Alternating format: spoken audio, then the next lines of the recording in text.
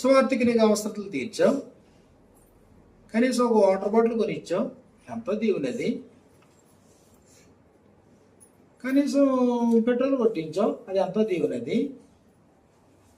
లేదా భోజనం చేయడానికి ఒక రైస్ బ్యాగ్ ఇచ్చావు, అది ఎంతో దీవునది. అది పాలువాయిగా ఉండడం అంటే.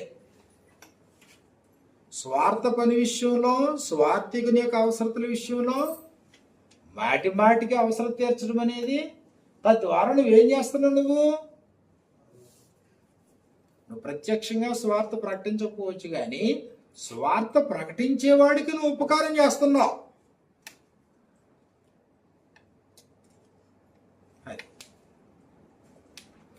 నేను ఎక్కడికి వెళ్ళినా గర్వకారణంగానే చెప్పుకుంటున్నాను.